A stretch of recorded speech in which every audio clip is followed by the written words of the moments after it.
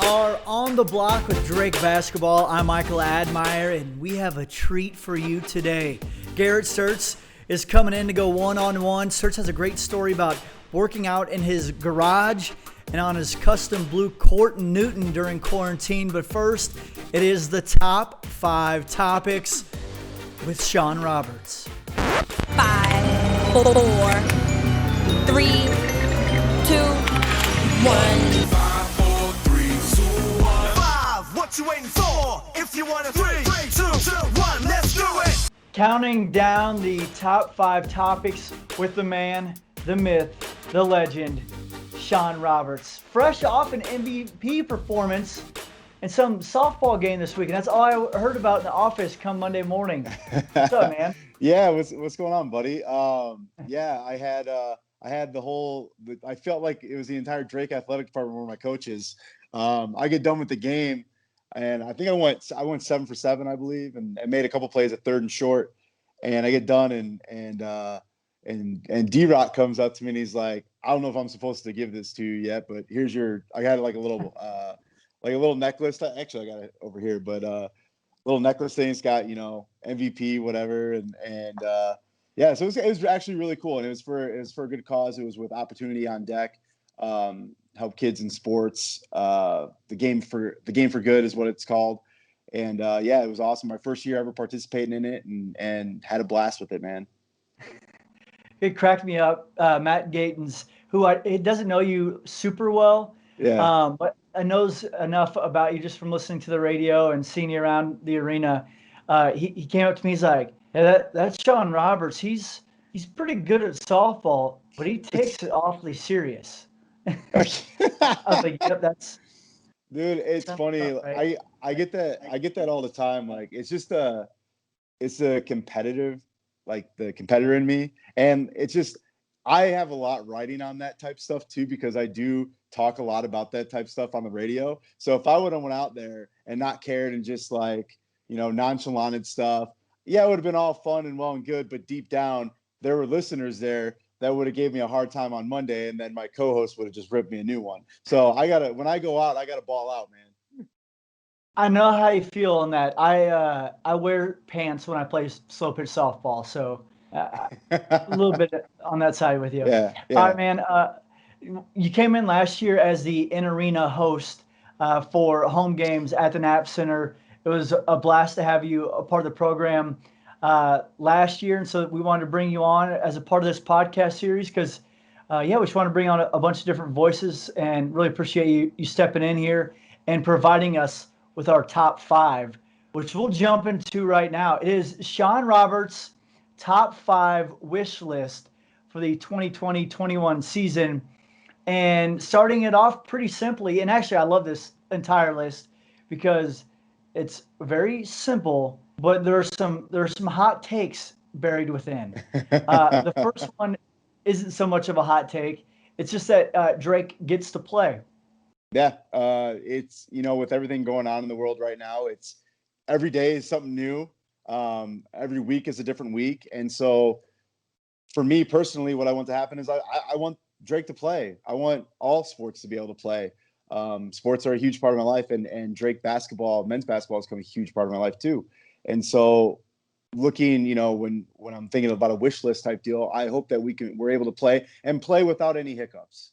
Hiccups can really damper a week, 2 weeks, potential season, missing games, all that stuff. Hopefully by the time that Drake tips off, we kind of hopefully have an understanding and this under control a little bit. But yeah, that's kind of my wish list right now, or at the beginning of it is I just want to play. Let's tip, baby. You talked about the hiccups. I mean, you're a Notre Dame fan, just growing up in the Chicagoland area. Yeah. And they're missing a game this weekend. There's because of COVID. I mean, so all about that. The momentum thing. Yeah. Once there's a stall, it does kind of just throw a wrench into everything. Yeah, it being a Notre Dame football fan. It's this kind of sucks because you're ranked number 7 in the country right now. You looked really, really good last weekend against USF and won 52-0. And then all of a sudden, just like that, well, we got to take a week and a half off or whatever. We got to stop practice. Everything gets shut down, and you lose that momentum. And just like in basketball, football, you got to have that momentum, and it just flows. And so that's the one thing looking at, transferring it into college basketball. You could get into conference play and you're rolling. Everyone's flowing. They're hitting threes. Jonah's got his shot down, and we're ready to go. And all of a sudden something happens, and you got to take 2 weeks off, and you got to shut down practice. You got to shut down the whole thing, and you lose that rhythm, that flow. One way to possibly get momentum back when it is stalled is to have fans in the stands, to have a crowd, and that's number 2 on Sean's wish list. I think I have a feeling that you want to be in the arena, you want to be pumping up the fans. So I assume that's why this is number 2 for you. Yeah, it's important to me because last year was my first year ever doing any sort of emceeing or in-game hosting or anything like that, and I kind of just learned on the fly. And I had Michael, dude, I had so much fun doing that, and I really embraced being a part of Drake men's basketball, and I mean just Drake alone, but to be able to go on the court at the Knapp Center and to get the students pumped up, or just to do announcements or reads or t-shirt toss, all that fun stuff, the dog bone toss, like that stuff was so much fun, man. And the atmosphere and the people are just so nice. I think that's the biggest thing is saying hi to listeners that listen to me on the radio. And stopping by and seeing, season ticket holders that got to know me throughout the season and just shaking their hand, talking to them for 5 minutes. And then it's like, oh, I got to go give my sup tonight Knapp Center. Drake's coming on the floor. Like I kind of just made it my own thing and embraced it. And I had such a blast. And I hope that because the fans aren't in there, there's really no need for me to be in there.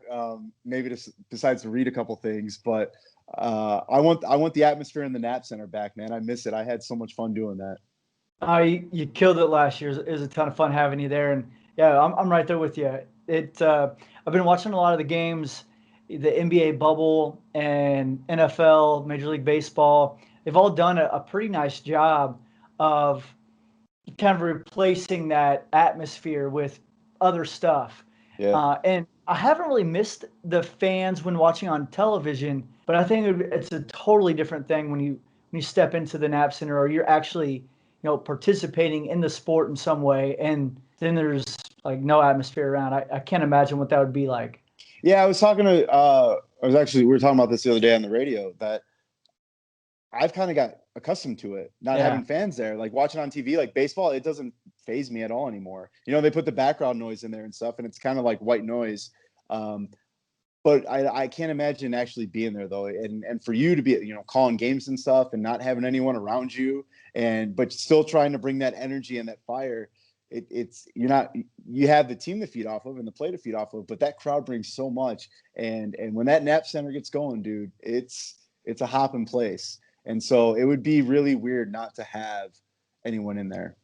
And the Bulldogs have been so good at the Knapp Center under head coach Darren DeVries. You want to like to see that momentum where it comes up again. You'd like to see that roll on into this season. D-Rock gets fired up, man. D-Rock gets fired up. He gets that suit jacket going. He starts getting the crowd going. He does my job for me. So I know he wants fans in the stands, yeah. Not only for the crowd, but to maybe muffle some of the things that he says on the side. I think there's a lot of coaches like that right now. I think we're learning that with golf, with baseball. You got these mics on these guys right there, and there's nothing to blare it out. All right, man. Let's roll on to number 3, and it is you have here Roman Penn wins Missouri Valley Conference Player of the Year. It's a wish list. I mean, you're thinking big, and I dig it. Yeah, man. I fell in love watching that dude play basketball last year, and just how he managed the floor at point, and he had a couple huge shots to win ball games for Drake last year, and I think coming in this year matures a little bit. I know he works hard. I think he's the leader on that team. I don't see them practicing right now or anything like that. I'm not around the athletic facility like you are, but I definitely can see him taking that leadership role and looking at how he plays the game. If he just does what he does, if Roman Penn goes be Roman Penn, he's gonna be one of the top players in the conference. and why not try and shoot to, I always, being a Bulls fan, I always revert back to D Rose, right? Like no one thought D Rose would be an MVP as young as he was. And he was kind of like, why not? Why not me? And then he went out and did it. So, Roman can be that star player for Drake. And I really hope that comes true this year. That's one of the things with Roman, just watching him in practice so far, his leadership has taken yet another step forward. He's always been vocal, but seeing that continues to gain confidence. So I think you're onto something. Although I know a lot of people would say there's that guy up in Cedar Falls in AJ Green. Yeah, with a wish list, right? Like there we go, right? Which is why I love number 4 even more, is that it's a season sweep of Northern Iowa. Let's go. Man, I've been all about like let's ruffle some feathers. Let's ruffle some feathers with Northern Iowa and Loyola and Illinois State. Forget those guys, man. It's all about the dogs. Well, let's throw the Iowa nice stuff out for a little bit and let's just, put our heads down and go after it. I mean, you look at what they did in the Missouri Valley Conference. They knocked UNI out of the tournament. They didn't just beat them. They put it on them.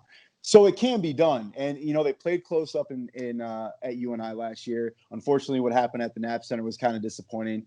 But one, the atmosphere that you can get when that game's going on at the Knapp Center. And that's what I love, dude. I thrived off that. That beginning, I was getting chills. I was jumping around. I was taking it too serious, as the competitor was coming out. But no, I think, why not go after it? UNI, when it comes to college basketball in this state, they're very respected and everything like that. And they go to the tournament. They do well in the Missouri Valley tournament. They win the Missouri Valley. Why not go for it? I think Drake can do it.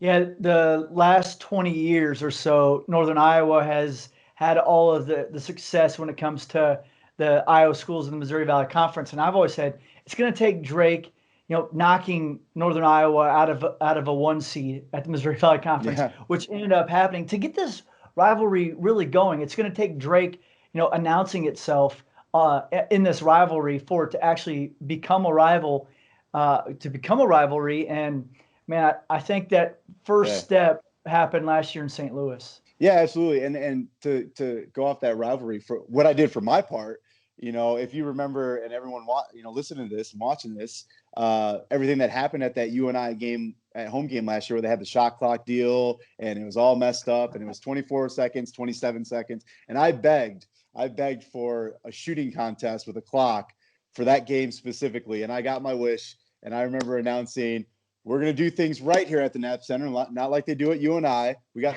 30 seconds on the clock. So if I take my little jab, I embraced it. I embraced the rivalry, and I had fun with it, man. It was all in good fun. Yeah, no, that's what it's all about. Have a little bit of fun. It is sports at the end of the day. But yeah, anytime we can take down the Panthers, it's extra sweet. All right, so number 5 on Sean's top 5 wish list, and that's to win the Missouri Valley Conference tournament. Punch a ticket into the NCAA tournament this year, wherever and however that may happen. It can be done. It can be done. You saw them go last year. They knocked off, like we talked about, they knocked off UNI. Drake is good enough to do it, and I think over the last couple of years with Darren DeVries coming in and you see people are realizing that that's a program over there, at Drake. And it's got me hooked. Not just because I'm the MC, but man, I embrace it. I'm a Drake fan now, and so why not? They can do it. Why not go put it in the mindset and let's go manifest that stuff. I mean, they have already talking into existence. Yeah, let's go. I think I've got my championship ring back here somewhere. I mean, they've already done it in the regular season, so we know it can be done. And they've done it in various different ways. Nick Norton getting injured, Tremel Murphy injured last season. All those injuries have piled up, and still this team has made pushes toward those titles. So a healthy year. You never know what the circumstances is going to be. A wild year. I mean, kind of why not Drake in this scenario? Yeah, I just looking at that, building off that momentum that they had last year, and just keep it going. You can compete in the conference. That they're going to compete no matter. If they got to battle injuries or not, they're going to be competitive. So get to the tournament, obviously. well, you're going to be in the tournament no matter what, but make some noise in that tournament and just let's go win it. Try to stay off Thursday, even though it can be right. on Thursday as long as we saw last year. Yeah. Well, Sean, man, I hope all of your wishes and dreams come true. It will make for a very fun winter for the both of us. I know that. So, man. Now it's I'm on ready to to the go. news. It is on to the news, and man, we have a schedule drop. The Missouri Valley Conference has released the schedule, and they kind of went full send into the schedule. No COVID breaks. It's exactly as what you'd expect in years past. 18 games every Wednesday, Saturday, or Sunday. They're rolling right into this as if they're expecting to get through the full season without any hiccups. Yeah, it's an interesting play. I will say that it's interesting. You know, you kind of see it on the football side of things with what the Big Ten's doing. There's no room for error there. They're playing every week. There's no room for error. I did like to see that right out of the gate. I believe it's Loyola, game 1. Yep. At the Nap First Center. game. No, first game is on the in road? Chicago. Yep. Okay. Well, going against Loyola, one of the top dogs. Let's do it. Let's get after it, and then see what happens. I remember just seeing. I remember looking at when I saw the schedule release. I remember seeing Loyola game 1, and I was like, I get fired up about that because being from that area and Sister Jean and all that. So. Yeah, I think you bought a Sister Jean T-shirt at one point. I did, and now I don't know what to do with it anymore. Because I got all this Drake basketball gear. Donate it. That's what you can do. Yeah. But I like playing Loyola right out of the gate, especially at their place, not knowing what the crowd situation will be. But I'd like to maybe catch Loyola early on and get them right out of the gate. I also am intrigued by this Valentine's Day matchup in Cedar Falls. We talked about no love loss. They're pinning the two Iowa schools against each other on a day that's supposed to be all about love. What's up with that? We're celebrating love and we're breaking hearts, baby. Let's go. Drake's going to be breaking some hearts out there. That's great. Oh, man, I love that. All right, some more news.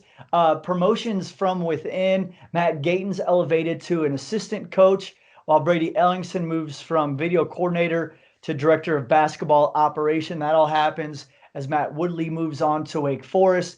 I mean, this is a great opportunity for Gayton's, gets his first assistant coaching job, and then also gets to stay around his family here in Iowa. I know him and his wife and 2 kids are excited about that opportunity. And then Brady Ellingson, this dude's rolling up through the ranks like crazy. Because of COVID, he went from GA to having basically no job in the middle of summer. And since he got the job, he's been promoted twice. So it's awesome, man. And you're keeping it within the program. That's what it's all about. That's what it's all about. I kind of kid a little bit with Brady, but yeah, I mean, that's what it's all about. You're not only bringing in good coaches and good people in your support staff, but then guys that have a future and can grow into those assistant coaching positions, which is really neat. Yeah, absolutely. Moving on to the next news topic, just a quick one here as we wrap up.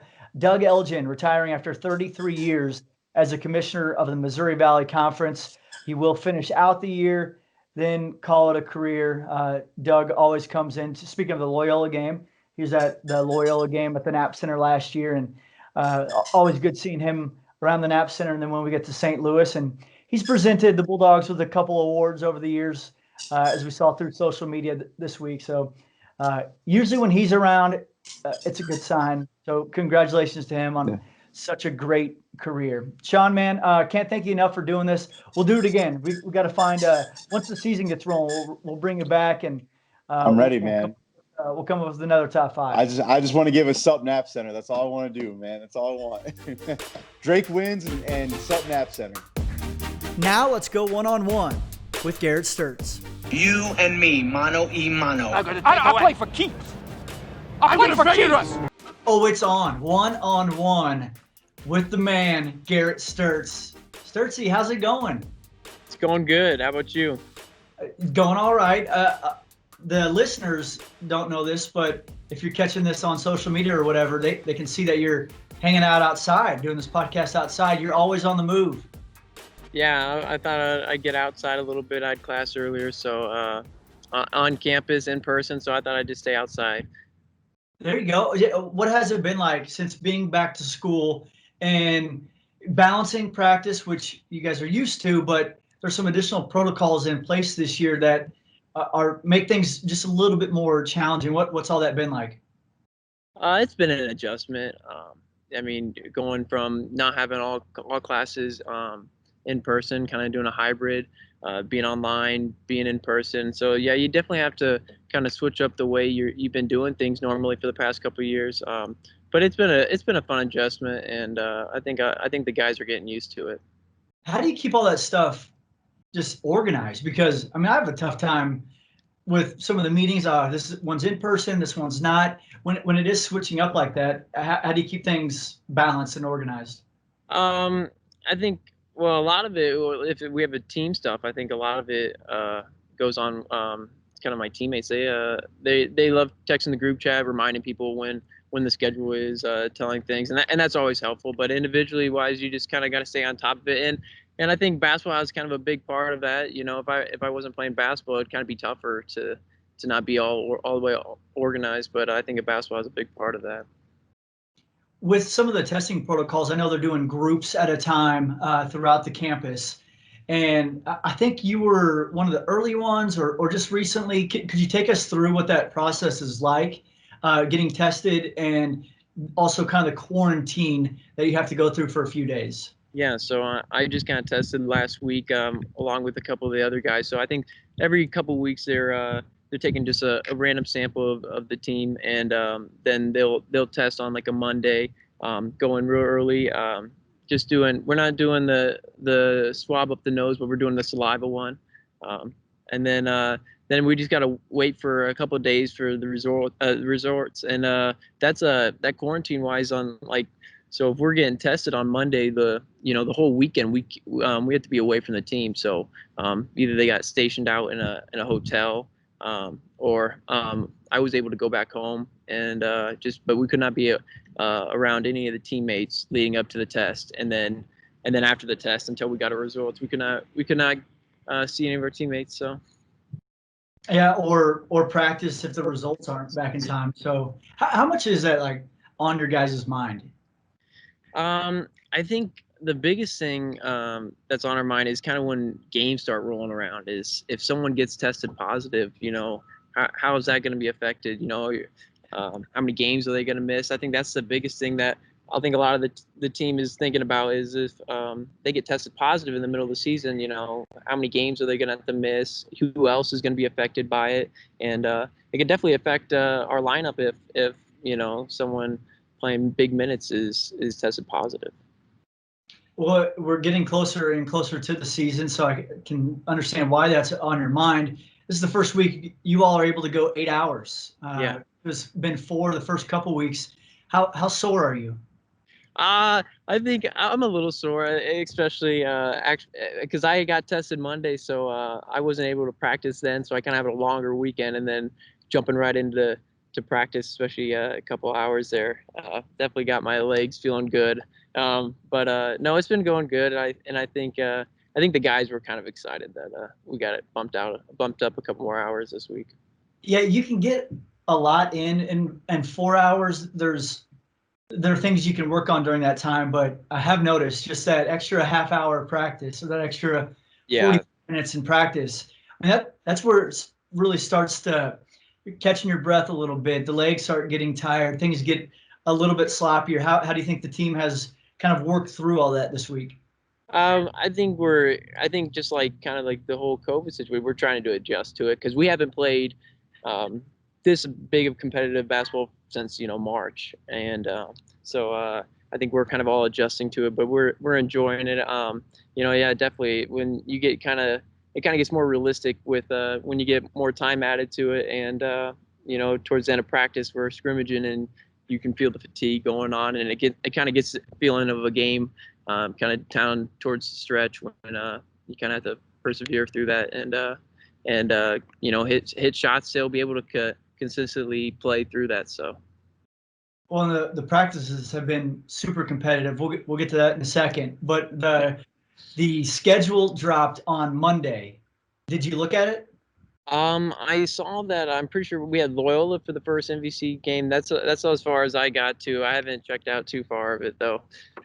But Okay, I wasn't sure if you were one of those guys that, I mean, as a fan, you go through and Yeah. win, yeah, and maybe loss, win. Yeah. I'm Do kind the of check like boxes. I probably wouldn't know who we're playing until we're probably on the road, and unless we're doing the scout. But I don't. I've kind of gotten away from looking at the schedule and stuff like that. So. One game at a time. I know Coach DeVries will appreciate that. But how does it feel like seeing actual opponents and dates, even though you haven't fully looked at it? I mean, how welcomed was that? That was a good feeling, and it kind of goes back into the routine thing. It kind of now you have something that you're working for. It kind of was up in the air for a while, and you can lose your motivation of what you're doing it for. But now that you see the dates and the schedule coming out, now it's really time to dig in and get ready for that. Yeah, how did you spend your quarantine months? From March, April, May, all through that. Yeah, so I was back home, and my parents and we have a weight room in our basement, but we cleared our whole garage out, and we kind of set up this huge weight room facility for me, and I like that a lot. And then I have an outdoor court, and that's painted all Drake blue, and it's got Drake stickers and everything on it. So every night, me and my parents would be out there rebounding for me, and they're a little older, and I think my dad would kind of get annoyed from me because he's not throwing the best passes like Roman or DJ or someone's throwing. So I think he'd get quite annoyed at me, complaining about his passes. But Well, and then every time the pump fakes, I mean, I'm sure you got them off their feet. If you get the NBC guys off their feet. yeah. Yeah, just going through those workouts and preparing. I mean, I've heard that and seen. I mean, you have put on some weight. How much of that was an emphasis to, get your body stronger this off season? I think that was probably my main priority. That, and then just being, trying to be more aggressive with the shot. I think a lot of people, a lot of fans want to see me shoot it more, and I think the coaches do too. And I think that was kind of, those two things were the big emphasis. And then, but I wanted to get weight on me. It's kind of something I've been trying to do for past couple years, but I think I was more successful this year than any of the past years. But that was kind of the thing that I think will just evolve my game better than anything else at this point. So you have the weight room, the awesome practice court, but I've also heard you have a pond. Were you able to get the guys out to the pond this summer? I wasn't able to get any of them out there, but I got me and Jonah went fishing around here in Des Moines, and he's still begging me. He texts me every weekend asking me to still go out and fish, and but yeah, that was fun to go out there and experience that with him. So. It's awesome. All right, let's move on to this season, and as we are getting closer and closer to that November 25th date, new faces within the lineup. I know you have a couple new roommates this year to go along with that. Some coaching moves with Woodley going to Wake Forest. Gayton's now an assistant. I mean, how is the team adapting to some of those things? So far so good, I think. Each year you're gonna have new guys come in, new faces, and that's kind of pretty normal. But with everything kind of going on, and getting those new faces on kind of later than what usual, I think we've adjusted quite better than what you probably expect other teams to do. But I think we've done good, and with the new coaching thing, with obviously Woodley was a great part of our team, and he'll be missed. But Gayton's has stepped up into that role, and we haven't skipped a beat with it really. We everyone's kind of just adjusting to it and figuring out the new roles, and I think we've adjusted pretty well. Yeah, the team chemistry, I think maybe some of that stuff goes back to just that, how close you guys are. Yeah. And it's really evident right now. Are you sensing that too?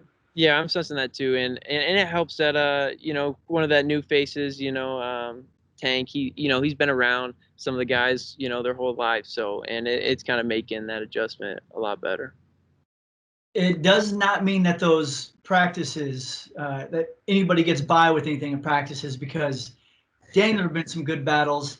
You guys are getting after it. And some people may not believe this, but you're as animated in practice as anyone. I mean, you get fired up when your team's short at a point, or there's a play that goes your way or against you guys. That's been cool to watch. Yeah, it has been. So, what are those practices like? What's the competition like? It gets, especially yesterday. It was very intense. We set up so we had 3 different big competitive drills, and so we split the teams up into 3 different teams, and the losers of each drill would have to do a running conditioning thing, and those were very competitive, especially just down to the last possession. Everyone is just fighting. No one wants to get on the line and run because they're losing. So everyone was trying to win, and that's what makes practice better, and what makes our team better is those drills. What are some personal goals for you this season? Oh, that's a great question. I think for the team wise, just personally, we want to get back in the mix of in the MVC. We didn't do as well and see it as well as we thought we would last year, and but coming in this year, I think we all kind of understand that. Took that. We for my first year, we obviously won it, and then coming back last year and didn't end as well as we thought. So now we've kind of been on both sides of the boat there, and now we're going to try to get back up on top and take control of this thing. But so yeah, I think that's probably our main goal right now for me personally. And then I think Roman said it too, just having a lot more fun. I think we've all kind of enjoying this. I think me personally, kind of getting down to the my last couple of years of eligibility, just kind of soaking it in, taking every moment, just enjoying this time that I have right now. Really like that answer. Before we let you get going here and get back to class or practice, whatever may come next, it was really cool this off season after the derecho hit. A lot of the guys got together and went out to Newton, and we talk about you being from Central Iowa and having you close to this area quite a bit. But I mean, still, it's got to be cool for you to have those guys come into your hometown and really see what it's like to be in that really close-knit, cool community. Yeah, it was, I told the guys I really appreciated what they did. They coming over. They didn't have to do that. They got up real early for that, came over, helped out some of the big parks in our town, and you're right. It's a really close niche community, and I had so many people text me after that, just thanking me for that, and they were so appreciative, and they didn't have to do that, but it really helped out everyone there. So. Newton's definitely a part of Des Moines' hometown team, man. We love the folks just east off of I-80. Man, Garrett, thanks for your time. Great catching up, but we'll do it again soon. Yeah, for sure. Thanks for having me on.